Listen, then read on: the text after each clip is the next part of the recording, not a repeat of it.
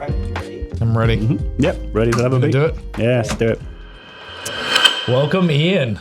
Good to be here, Mike. AKA Jambo. Yes, thank you. We're Good to going be to here. talk about that. I need to ask you about that in a little bit. Absolutely. Now, you're head of inward investments Yep. at Bedell Cristin, which is pretty clever stuff in itself because we'd absolutely love working with your firm. We do an awful lot with you guys.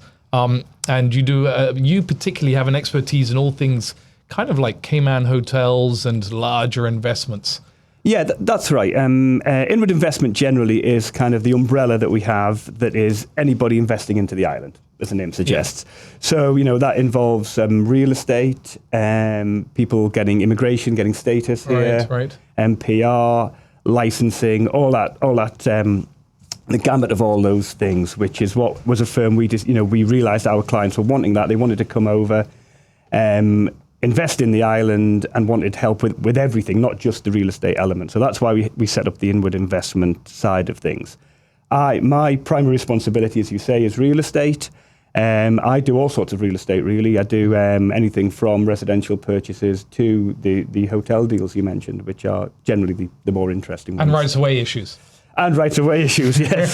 Try and avoid those. Now, this is kind of a big deal. I love this. Now, you were classed as leading individial according to the Legal 500 Caribbean for the last 5 years. Yeah, which is nice. Pretty impressive. Well, tell me about that. It's so the Legal 500 is a publication where people are sort of recommended by peers and clients. So it always helps to be very nice to your clients and your peers because what they'll do is you put your application forward and then they go out to various referees, such as I believe yourself has been a referee for us. Maybe over the years, and then from that they make a decision as to your ranking. So it's very edifying. It's very nice when you get that recognition from your peers and clients. And I do the same for other attorneys. Yeah, absolutely. I think it's really important in the business environment that whoever you put your client in front of, you want to know that they're in safe hands. Yeah, of course. So it's an absolute pleasure to be a referee in an application such as that, or to support those service providers that make me look good in front of my client, and again make sure that they're getting top-notch, first-class, white glove service when it comes to that particular field. I think that is important because I think your reputation is not only the work you do, but the people, the third parties you recommend, such as yourself, and if I'm asked to recommend some banks, I'll recommend the bankers that I've worked with and have found to be very good, and in that way, your client's getting a full, the full service from all the professions, not just yourself. Yeah, absolutely. Especially when you have a lot of people who, maybe have visited the island a couple of times. Certainly during the pandemic and lockdown, we had people buying here who had never actually been here. Sight unseen. Yeah, sight unseen. We've had a lot of that. So those people, you can't just buy the property for them and let them go off and, find everything out themselves. You've got to help them. You've got to help them. Put them in touch with banks, put them in touch. We did a lot of things where they were bringing children, so we got in touch with schools to get them places in schools, all that things, And that's just part of, the whole Cayman kind thing is when people come over, making them feel welcome and, just once again enhances the reputation of the island. Yeah.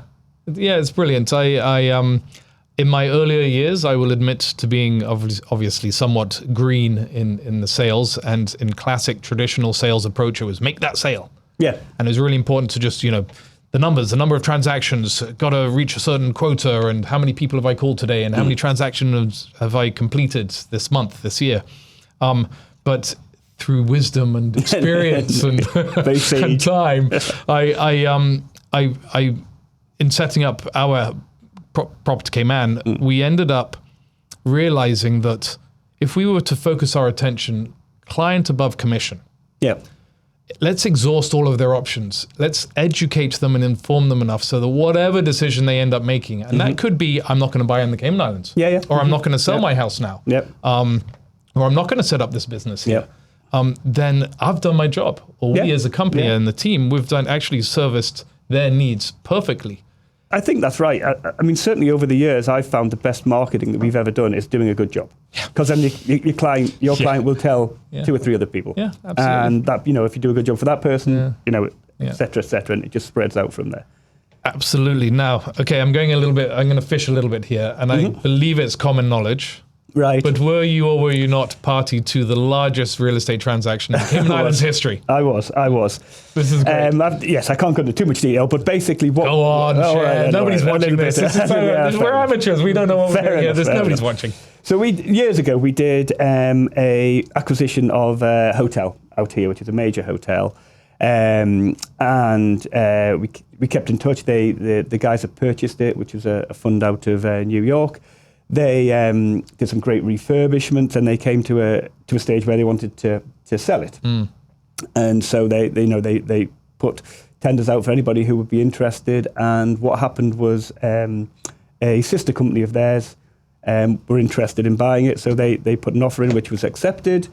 And it was an interesting one because the sister company was a Japanese real estate investment trust, which is the first sort of Japanese investment in the island. And when it's a trust like that, there's certain regulatory things that you need to deal with government. So it was all kind of, some of it was new, was unique to the island. And it was interesting. Hotel deals generally are interesting. Oh God, I imagine extremely complex and very a lot complex. Of moving parts. And that's it. It's not, obviously you're buying the underlying land, but you're looking at, easements, you're looking at rights of way, you're looking at parking, and you're also looking at the staff. You're looking at the staff, the inventory, and all those things, because what you don't want is when the transaction goes ahead, you don't want to have to shut that hotel down for a week because you're swapping the owners. It has to be the show must go on. Yeah, midnight it is the seller's property, and then 12:01 it's the buyer's property. So you've got to line everything up to do that. So it must be.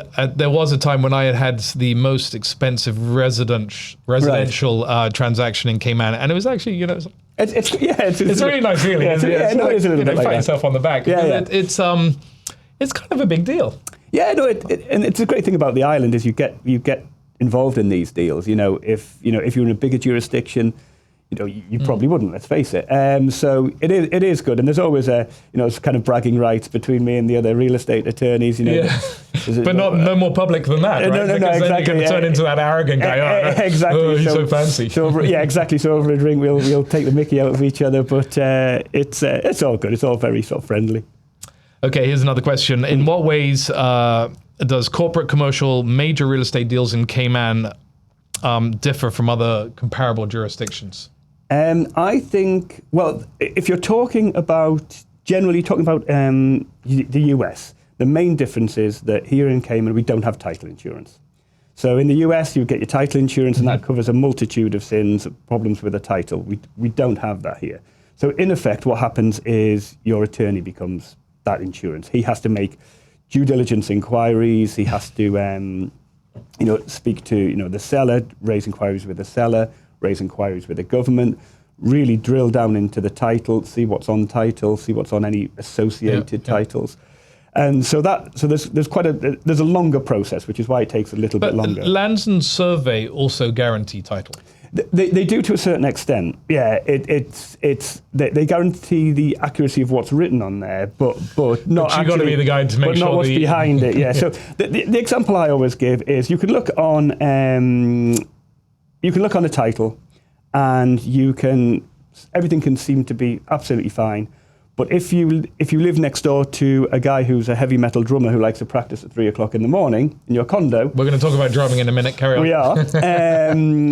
That's not revealed on the title. So that's revealed, in the inquiries that, a competent attorney would raise with the seller. Say, have you had any disputes with neighbours? Things like actually... Pre-contract inquiries, a long list of questions that some people may not necessarily appreciate the value of, but turns out they're important. And a lot of the times there's nothing in there, that is revealed. But sometimes you look at that and go, oh, hang on a second, I think I better need to look into that further, if only to discount it. Yeah.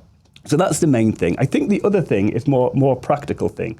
There's probably about 10 of us on island who specialise on attorneys who specialise in property, in conveyancing. And there's other guys who do a little bit of it and something else. But I think what that does is, because you're working with the same guys, the same set of guys on each transaction a lot of the time, you'll have worked with someone before, you can establish a rapport. So people are generally friendlier than they would be in the UK when, if you're doing a deal with somebody, you probably never do, You never heard of them, you've never dealt with them, so you don't know where they're from. Exactly, you haven't seen them at an event, you haven't had a beer with them or something like that. So a lot of the time after a deal, I'll go for a beer with the attorney on the other side and just Yeah, it just makes transactions easier because all of this is. I love that. Non-contentious, right? So it should be. Nobody's paying for you to shout out how clever you are. They just want the deal done. Yeah. So if you can do that in a calm way that's efficient and everybody walks away happy, then you've done your job. So commercial real estate is at an all-time low. The inventory is very low. And we know what that does in the real estate world is that just applies upward pressure on pricing and rental rates. And of course, within current inflation and costs of everything going up, the CAM, the common area maintenance also goes up. What are your thoughts on commercial in Cayman? I think you're right. I think there's a dearth of inventory. At the time, I mean, I know we've just had Dart have just opened 60 Nexus Way. And it's next door to you guys. It is next door to us. We went to the opening party. It was very nice. Mr. Flow Rider was there. Which was very cool. Awesome. Didn't recognise me from the band. No, they're never going to get there. We're going to get there. But, obviously things like that, I think, we just need more inventory. So, the stuff that, that Dart is doing, I believe I've heard a whisper. They've just announced, haven't they, another commercial unit. Exactly.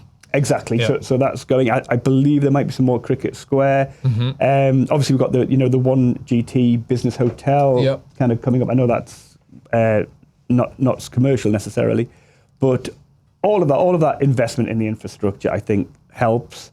I think if the government can maybe give some kind of concessions on stamp duty on commercial buildings, that anything that can stimulate. Investment, government actually want to do that because a lot of that commercial corporate life has been drawn away from Georgetown Central. Absolutely. Yeah. Okay, a little bit boring after that awesomeness, but changing in legislation or infrastructure, what do you think that's going to benefit Cayman's commercial real estate industry? Is that? I think in terms of legislation, I think I touched on it previously. I think maybe some kind of, almost like to do with the first-time buyers, some kind of break on commercial development. So, if you're buying property that's zoned commercial development, maybe the stamp duty rate goes down to 5%, something like that. For a period of time. For a period of time, just to get that going. I think the other thing is infrastructure, is obviously... the roads, more roads would be great. I think also I was doing a little bit of a roundtable with Dart a while ago, and one of the things I think would be really useful is if we had very safe cycle lanes around the island. Because, I personally would cycle into work, but I don't because sort of if you're going across the Esterly Tibbets, it's a little bit risky. Sometimes some of the driving is a little bit dodgy. And so if you had sort of separate or protected cycle lanes, I think first and foremost, people would be more inclined to cycle into work, which would be good for the health of the nation. Amsterdam does it successfully. Yep. And I think that would take some of the cars off the roads, which obviously then eases traffic congestion. If we can get some more decent public transport. That's the other thing. I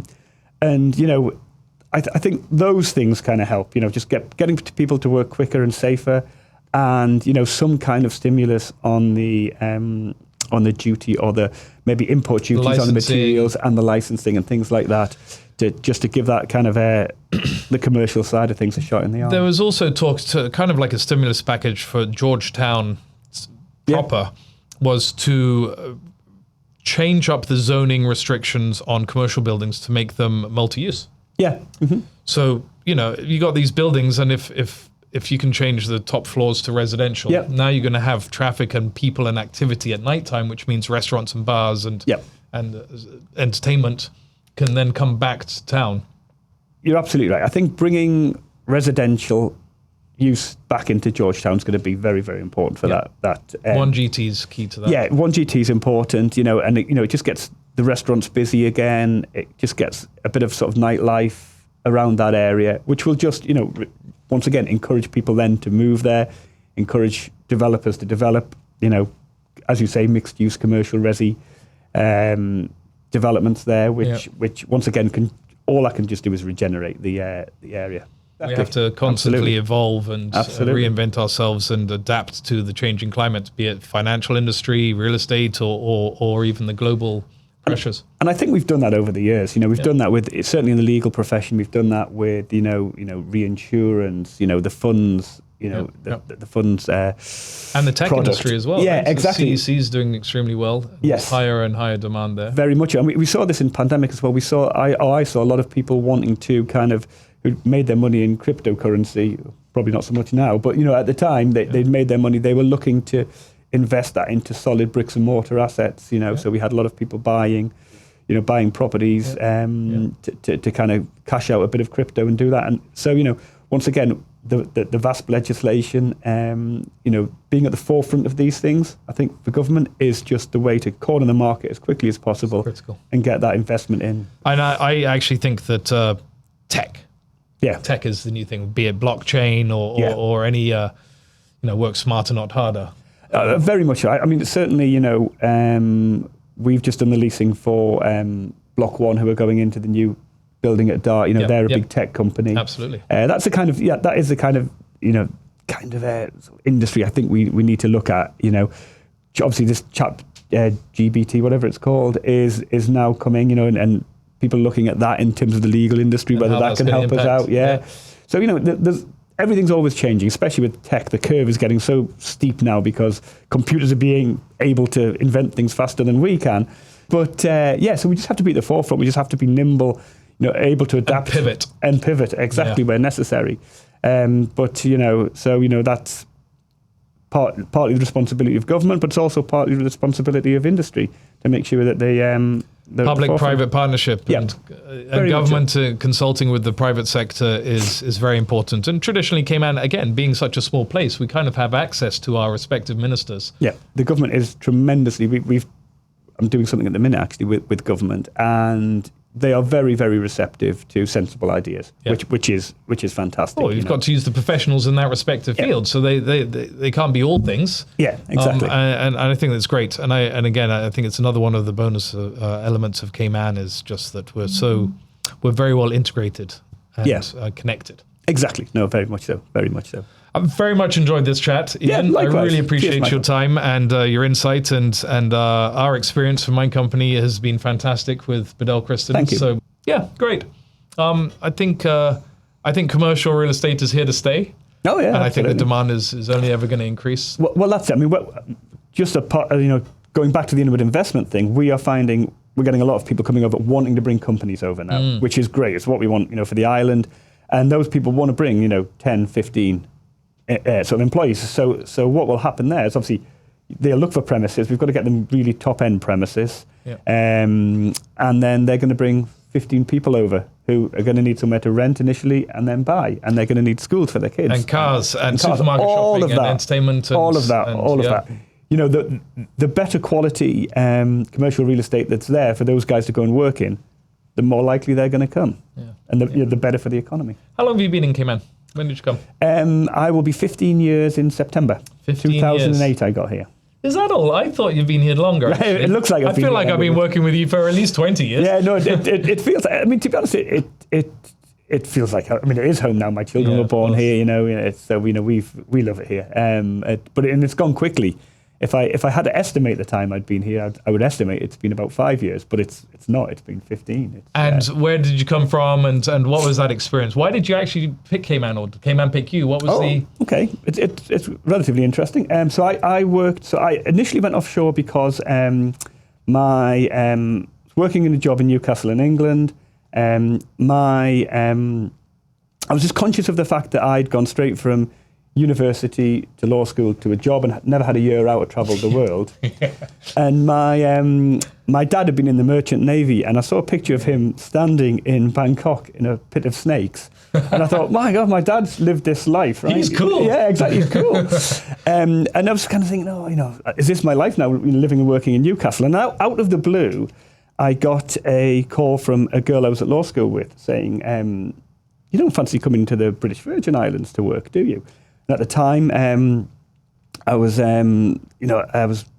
just split up with my girlfriend and everything like that. And so I was like, yeah, why the heck not? So I went with the intention of going out for a year. Just a year, just 1 year. I just get out my system. Get out my system. And then within 2 weeks, I was like, I absolutely absolutely love it. This is incredible. Yeah, and by the time I got my work permit in England, I'd started seeing a girl, and then so she came out and joined me, and that girl is now my wife. Nice. So we did that for 4 years. She qualified as a lawyer via correspondence course and then wanted to go back to law school in England and do a training contract. So we were like, okay. So we went back to England. And then when she finished her training contract, I was like, look, I can't handle this weather anymore. Exactly. England is too cold and wet and miserable. I want to go offshore again somewhere else. So we noodled around a few places, and we had a lot of friends who'd gone from BVI to Cayman. And so we rang a couple of them, and one of them just said to me, he said, get on the next plane, come out here, you'll love it. Cayman. Yeah. And so we jumped on a plane, we came out, we obviously got a job, jumped on a plane, came out, and literally from the second I landed, I've loved this place. Yeah. Cayman's very special. I try to remind myself, the fact that I'm from here, I'm always going to be a little bit biased. Yeah. But anywhere where I travel and I go to, I sort of ask myself the following questions. Could I live here? Could I raise a family here? Could I invest here? Yeah. Do I like the culture? Perhaps language is a thing. Weather. Yeah, absolutely. Tax. Yeah. Community spirit. And hands down, Cayman always wins. And I try to chop everything in half where I feel Cayman's better than these other places. But the all-roundedness of Cayman is really quite special. Yeah. And I think it's very unique. Yeah. Would you say? Very much so. I found this an incredibly easy place to live, to settle down, as I say, to have children, to raise children. It's magical. I wouldn't choose it. I wouldn't swap it for anywhere else. Yeah, I feel Cayman's very welcoming, the Cayman kind, and one thing that I've noticed over the last, and it's always been on the list of the important priorities for people coming and moving to or investing in Cayman, but now it's sort of shot to the top. And for some, it's actually the number one reason, and that's safety. Yeah. Security. Absolutely. It's okay for your wife and daughter to be walking through a car park late at night back to the house or whatever. Absolutely. Exactly. Safety, security, cleanliness, British common law. Yeah. The tax neutrality is huge, of course. But also, I think there's 155, it's some 100 and something, sporting associations in Cayman. Yeah, absolutely. And like 125 different nationalities in Cayman. And that's just great. It makes us sort of multinational, and those cultures mixing together and working and living together is wonderful. Very much so. I was just thinking this before I came to this interview. It was this podcast. Sorry. In the times I've enjoyed playing football, in the times I've played football, I've played football with guys from obviously Caymanians, but sort of Jamaicans, French lads, Serbians, even a couple of Scotsmen, and it's that, and those guys become your mates, right? They're your football team, and so that's what I think. What's great about this island, as you say, my kids have tried scuba diving, horse riding, football, cricket, squash, and with the weather, they come home from school and they can go off and do these things, whereas. As much as, I'm from England, love England, if it's the winter, you go home, it's dark, you can't go out and kick a football around against a wall. And it's in really short distances when you popping out is sort of, you can sort of go places quite relatively quickly. Yeah, no, absolutely. We may complain about our traffic in Cayman, but the reality is that you can go from pickleball to the movies to the gym to the work to home and pop home for lunch. It's all very close and easy. Well, that was it. My commute when I was in England was an hour and a half either way. Oof. And that's 3 hours of your day gone. That's just traveling, right? So, here, depending on what time I get out of work, I can be home in 15 minutes. I can go out and, with a tennis racket with a boy, hit the tennis ball around, take the football out with the girl and just do that and just have that little family time that you don't necessarily get in other places. Which is hugely important for community, for family, for the culture of the community. I know I read a really interesting article recently. Iceland, they do a 4-day week. Right. And homework for school kids is against the rules, it's against the law. You just don't give, which means that what happens is that there is more time for kids to interact with family. I have to ask you, the Neverines. Yes. You are a rock legend. I wouldn't go for legend, but shoot high, aim for the stars. I'm a bass player, bear in mind. Nobody remembers a bass player. That's right, you're bass, not drums. Yeah. Tell me about this. So one of the things, we're talking about, all these opportunities Cayman gives you. When I was in the BVI, I was a drummer, albeit probably the worst drummer in history, and in a little 3-piece band. And the guitarist of that band was in Cayman by the time I came out to Cayman. So we kind of got together, a chap called Richie, and then we had a mutual friend, James, who sang a bit, and a mutual friend, Sergio, who played keyboard. So we kind of got together, just, jamming around, not really doing anything much. And then... this is brilliant, I love it. And then I found one of the guys I played football with was a drummer. So all of a sudden we had a drummer, so we thought, oh, well, we may as well... We got a band. Yeah, we've got a band, we'll have a little crack at doing something here. So we got... I think our first ever gig was at the Sailing Club. They wanted a band, so we said, oh yeah, we'll give it a bash. So I was there, by the way. You were there. I was the there. First ever when history was made. Yeah.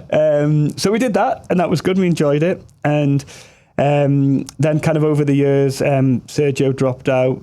Drummers always come and go. The whole band thing happened. Soap opera. So and then we got very lucky. I was at a party once. We were trying to get a second guitarist, and I was at a party. And then somebody just happened to mention a chap called Lee Hipkins was in bands in the UK. Now, Lee I'd known through football and was a friend of mine. I had beers with a couple of times, but had no idea that he was a musician. And so I kind of rushed over to Lee and said, how do you play guitar? And he said, yes. So Lee came and joined us. Lee's phenomenal, great guitarist. So that was the lineup for a while. And then we had a drummer who left, but serendipitously, just as he was leaving, Lee had a guy called Simon Stewart Jones start work with him, who's a phenomenal drummer. He's a drummer, right? He is a phenomenal drummer. Been in a couple of fairly big bands in the UK and stuff, so he came over. He's taken us to a next level, because when the drummer's really going for it just lifts everybody. So that was really good. And then we've got a couple of little lineup changes. Richie, the original guitarist, he left. Once again, very luckily, a new guitarist was just joining Ireland, a lad called Dan Mills, who's joined us, who's a virtuoso on guitar. Everyone's getting very good. And you've played at Cayman Cookout? Yeah, Taste of Cayman Cookout. We did Capella last year. We're doing Capella on Saturday. Nice, congratulations. We're on after Leanne Rhymes, so hopefully she'll give us a shout out. That's a hard act to follow. That is a hard act to follow. And we have regular gigs. We do gigs at sort of Bevy, Sandbar. We used to do Whiskey Mist quite a bit. Yes. And it's good. It's a break from the day job. And well, who wouldn't want to be a rock star one day a week, Who right? would want to be a rock star? That's awesome. Yeah, it's very cool. It's a lot of fun. And I've got some 3 or 4 or 5 rapid fire questions for you. Go for it. The first one is easy. A local shout out. Do you have a particular company, an individual, a group, or somebody that seems to have caught your attention? You deserve recognition of some sort? Yes, I do. There's a couple actually, and it's not necessarily a company. It's nothing to do with my profession. It's a couple of people who sort of devote a lot of their time to the football on Ireland. Both my son and daughter play football. My son's just been away to play in the UK against Tottenham Hotspur and Aston Villa, which is brilliant. This is huge. Yeah, this is awesome. He's going to be famous too. Well, but no, he had a whale of a time and it was great. So first and foremost, I want to thank ESM, who took them over there. And that's Virgil, Shannon, Chelsea, and especially Coach Alex. Well done. Who took them over there, looked after them, gave them a whale of a time. What an experience. It was absolutely fantastic. Yeah. And likewise, my daughter plays football as well. She plays with the guys at Sunset, and they're volunteers. So I want to say a big thank you to Tom Elliott, Ian Lomas, and Conrad Proud, who take the girls and give a lot of their free time to Cayman community. I love it. Okay, the second is a little bit controversial. Where would you say is the best place to live in the Cayman Islands? I'm a bit of a South Sound boy, I have to say. I moved. That was the first place I bought a house. I'm currently living there now as well. I like the vibe in South Sound. It's a little bit removed from the hustle and bustle. It's a little bit. Yeah, the bright lights, big city. Exactly. It's a little bit quieter, a little bit sleepier, but you're right on the beach there. And it's just a 5-minute drive anyway. And it's just a 5-minute drive. And we we're sort of behind Pure Art at the minute, and I grew up there. Yeah, okay, yeah. And it's lovely. It's a nice community. We see like people walking their dogs all the time. There's kids playing in the street. Yeah. It's close to the schools. Exactly, and that was the main reason why we moved there. It's the kids can walk to school, and it's kind of idyllic, and you're literally 2 seconds away. Beautiful. Well, I approve your answer. Good. I approve your answer. All right, third could easily be just as controversial. Best place for sundowners on the island. Well, given my South Sound proximity, I'm going to have to say Sunset House. Sunset House. Yeah, I was there last night. Love it. Yeah, my bar. Yeah, love it. My bar at Sunset. Yeah, it's just kind of so chilled out, so relaxed, informal. Yeah. Food's great. Recommend the curries. So the curries are excellent. The curries are excellent. So my parents came to the island many, many years ago. And as a little boy, the deck around the bar used to be wooden planks. And there was kind of like at least a 3/4 of an inch gap in between each of these planks of wood. So my brother, who's 3-4 years older than me, and his best friend Simon, whenever our parents were up there drinking at sundowners or whatever, we'd crawl underneath this deck because you would find money. Oh, I bet, yeah. Found lots of money. I can imagine. And so Simon, who was probably 12 years old at the time, found a burning cigarette. Oh. Ooh. And this is really, we got in an awful lot of trouble. Yeah. But we came out with a lot of money and smelling smoke. I was like 9 years old. Excellent. Just, That's your excuse. So every time, Sunset House, I've got fond memories of Sunset. Fond memories. First started smoking at 9 years old. I didn't. It didn't stick, and we got in an awful lot of trouble. Excellent. All right, last question. Here you go. 4 is deep. What do you love most about Cayman? What is that one thing? What do you love most? I think we touched on it before, but I think the opportunity. I came, to this island knowing maybe 4 or 5 people, and I have made so many friends. I've, fortunately been able to progress in my career. As I say, had my children here. My children have settled. This is the only home they know, and that couldn't have happened without the kindness shown to me by. The people when I first got on Ireland, Sophia Harris, who was my first boss, my assistants, Laverne and Cheryl, who have been with me for 15 years, lovely. They're part of my family and vice versa. It's that people talk about the Cayman kind, but it is really, really important, and it's just, I think the melting pot of different nationalities, as we touched on previously, just makes it such a great place to live. I wouldn't swap it for the world. No, I agree with you wholeheartedly. That's beautiful. That was deep. See, you said there you go. It was deep. It was deep. Getting quite emotional. Well, wonderful. Thank you very much. I really appreciate it, Ian. My pleasure. I'll see you at the next game.